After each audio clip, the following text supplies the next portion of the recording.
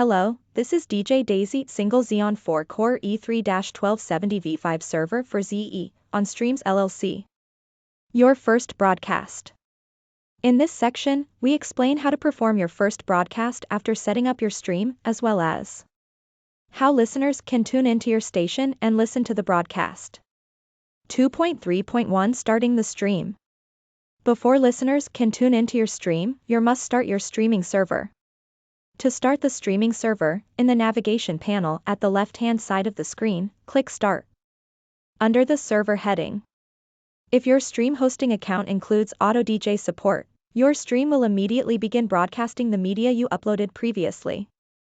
If your stream hosting account does not include Auto DJ support, your stream is now online and ready to broadcast, but needs a live source to provide an audio feed, which is described in the next section, Performing a Live Broadcast.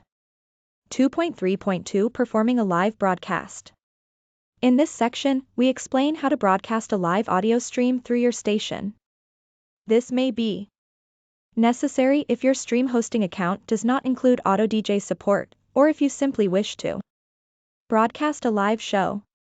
To perform a live broadcast, you will need to install a special live source software application on your home computer. Contact your hosting provider for a list of recommended live source applications that are compatible with your station. After you have installed an appropriate live source application on your home computer, you will need to configure it with the appropriate broadcasting settings for your station. To access the broadcasting settings for your station, 1. In the navigation panel at the left-hand side of the screen, click Quick Links under the General heading. 2. Scroll down to the Live Source Connections section.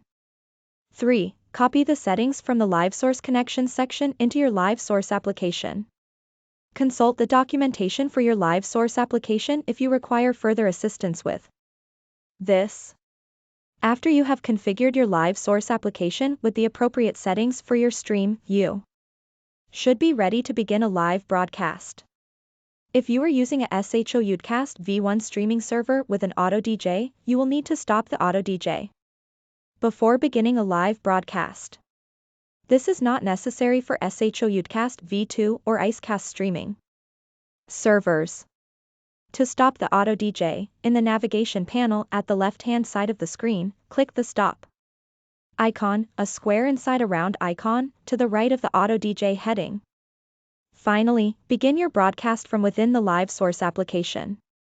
The procedure for doing this varies depending on which live source application you are using. Again, consult the documentation for your live source application if you require further instructions.